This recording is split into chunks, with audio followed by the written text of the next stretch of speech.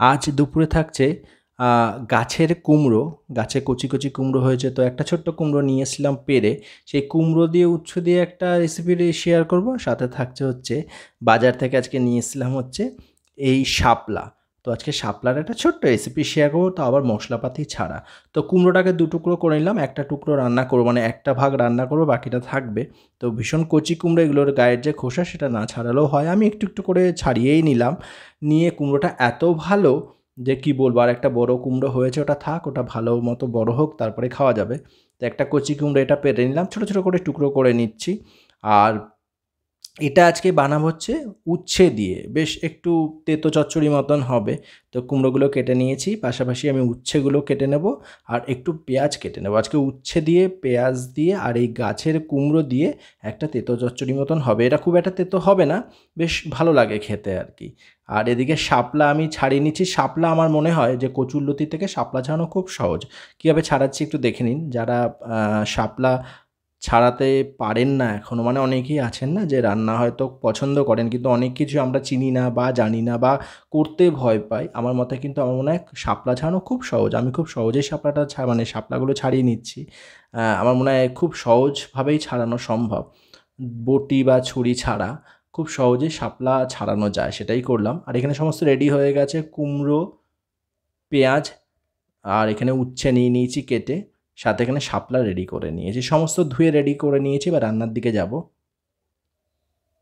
তো কড়াইতে সর্ষের তেল দিয়ে ওর মধ্যে ফোড়নে দিয়ে দিলাম হচ্ছে এটাই দিলাম হচ্ছে, এটা প্রথমেই করবো হচ্ছে শাপলাটা, তো তার জন্য সাদা সর্ষে ফোড়ন দিয়েছি। আপনারা চাইলে কালো সর্ষে বা লাল সর্ষে যেটাই বলি না কেন দিতে পারেন। আমি সাদা সর্ষে দিলাম, বা কালো জিরে ফোড়ন দিলেও হবে, সর্ষে দিলে একটু অন্যরকম লাগে স্বাদ। আর দিলাম শুকনো লঙ্কা, দিয়ে শাপলাগুলো মানে ধুয়ে রাখা শাপলাগুলো দিয়ে দিলাম, সাথে একটু নুন হলুদ আর একটু মিষ্টি, ব্যাস। আর ঝালের জন্য কাঁচা লঙ্কা জিরে দেবো।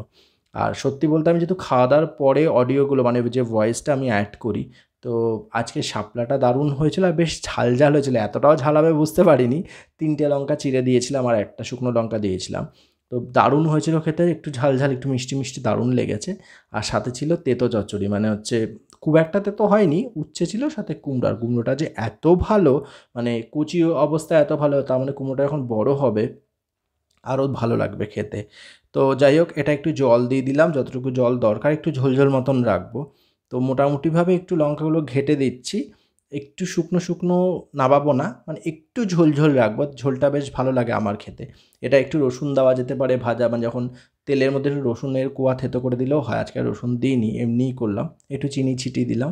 এটা পুরোপুরিভাবে সেদ্ধ হয়ে গেছে, খুব ভালো করে একটু ঝোলঝোল রেখে নামিয়ে নেব। এই সময় মানে বর্ষার সময় কিন্তু ছোটো ছোটো তেলাপিয়া মাছ বা ছোটো ছোটো কই মাছ, চারাপোনা মাছ, ওই মাছ দিয়ে এই তরকারিটা বা এই শাপলা খেতে কিন্তু দারুণ লাগে। আমার ভীষণ প্রিয় একটি খাবারের মধ্যে মানে এটা, মানে শাপলা খেতে আমি খুব ভালোবাসি আর কি। তো যাই হোক, শাপলাটা রেডি মানে রান্না হয়ে গেল। কড়াই বসিয়ে মানে ওই কড়াইটা একটু মুছে নিলাম, নিয়ে ওর মধ্যে তেলের মধ্যে শুকনো লঙ্কা, পাঁচফোড়ন দিলাম। এবার ওর মধ্যে দিয়ে দেবো পেঁয়াজটা, একটু পেঁয়াজটা হালকা ভাজবো, বেশি লাল করে ভাজবো না। এটা তেতো চচ্চড়ির জন্য, মানে কুমড়ো আর উচ্ছে দিয়ে যে চচ্চড়িটা করবো তার জন্য একটু পেঁয়াজ দিলাম, খেতে বেশ ভালো লাগবে।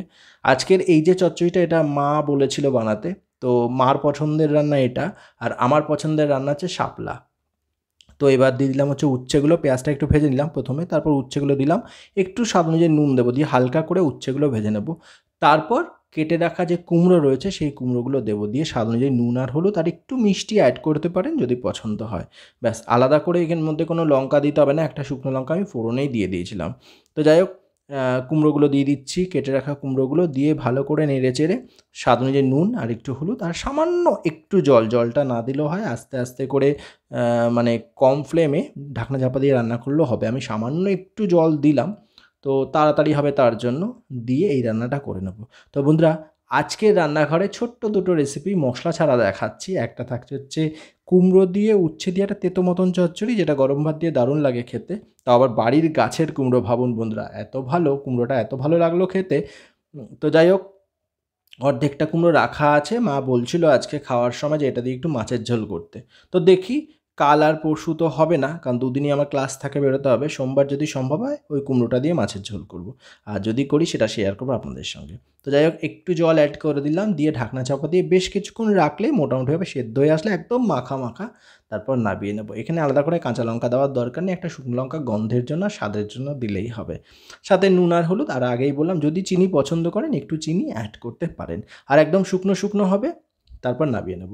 এটা বন্ধুরা মোটামুটি দেখুন হয়ে এসছে, ওপর থেকে একটুখানি আটা ছিটিয়ে দেবো, দিয়ে আর কিছুটা সময় হালকা ফ্লেমে নাড়াচাড়া করে নামিয়ে নেবো। তো আজকে দুটো রান্না শেয়ার করলাম আপনাদের সঙ্গে, দুটোই খুব সহজ রান্না।